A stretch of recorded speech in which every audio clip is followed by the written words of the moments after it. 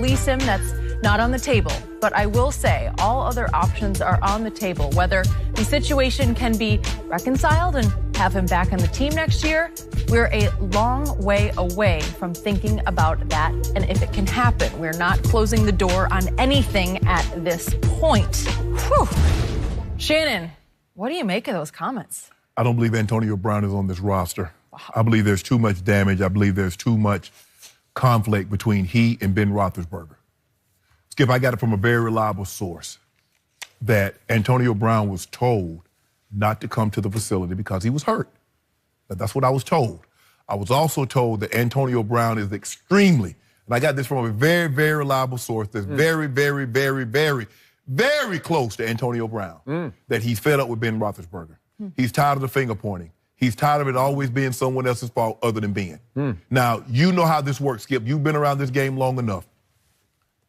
You always want to have a Jerry Rice. You want to have a Julio or Michael Irvin or Chris Carter. But if it came down to it, Troy Aikman or Michael Irvin, you know who they're taking. Definitely. If it came down to Jerry Rice or Joe Montana, you know who they're picking. It comes down to Ben Roethlisberger and Antonio Brown, you know who they're taking. But I've said this before. Ben is one of the worst leaders of all time because he points fingers. And I knew this. They're like, well, when he called him out with that interception, where Antonio Brown ran, he came too flat, or he did this, he did that. And he's constantly saying things, you know, Juju, we're going to do this for Juju, and taking shots at Le'Veon from a distance. He's a terrible leader. You can't do that, Skip. If I got a problem, normally the quarterback, and I'm just telling you how John Elway, my quarterback, was. If I ran the wrong route, if I did something that he didn't agree with on the field, he would pull me to the side. That wasn't for the media. That wasn't for everybody to hear about. Ben Roethlisberger goes unchecked because he does things and says things, and there's no one there to hold him accountable for that. I believe the relationship with Antonio Brown and Coach Tomlin, it can be fixed. Coach Tomlin just needs to let Antonio Brown, the things that he's doing is unacceptable. But I don't believe the relationship between Ben and AB can be repaired. I think it's beyond, way beyond. Everything Ben says publicly about AB is nothing but positive. True. Love him. He's my best friend on the team. He just goes overboard to pat him on the back publicly. But that's after he's already said, Antonio Brown ran too flat, that's why I threw the pick. That is true. About an hour after Rooney's comments were posted, then Antonio posted on his Instagram a shot of the day that he signed with re-upped with Pittsburgh, and him and Art Rooney. Shaking hands. Yeah, did you see that? I think we have that handy. There it is.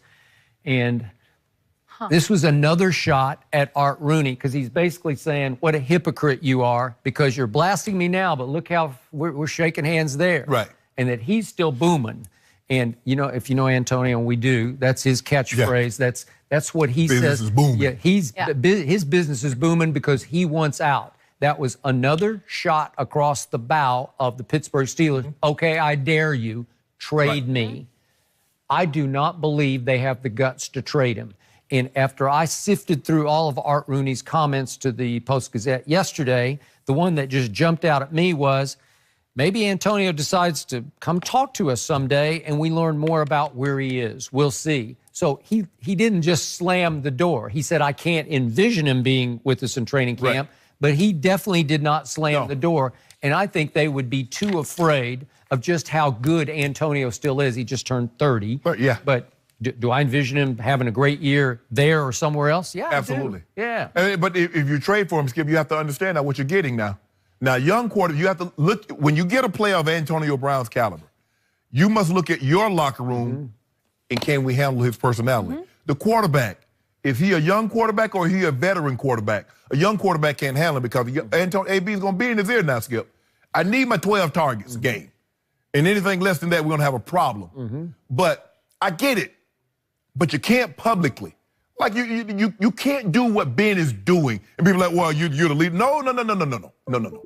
Antonio Brown, those guys are too prideful. You don't think Matt Ryan might get upset sometime with Julio? You don't think you don't think Tom Brady's been upset with, but he would never say, oh, the guy came too flat. No. The really good ones take responsibility, even though it's not their fault. There have been times that I know guys messed up, and John might have thrown a pick, or the ball might have fallen incomplete.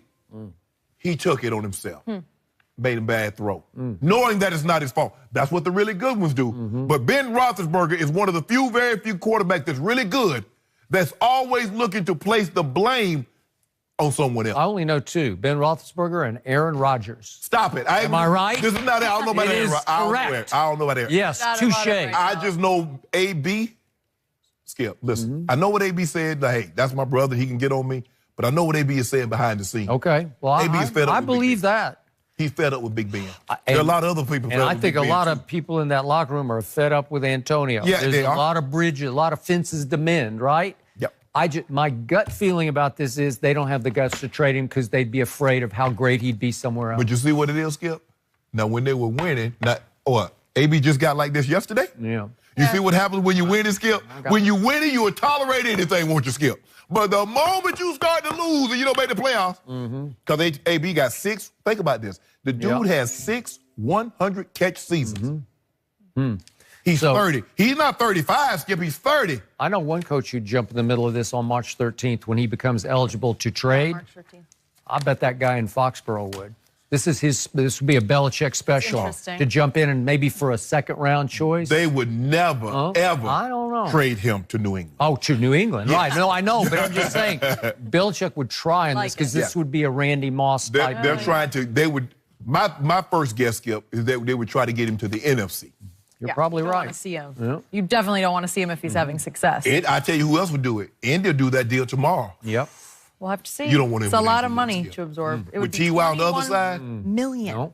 How much you get? $21.12 million in 2019 of dead money they'd absorb if they do make the trade. They're gonna make. They're looking to move it.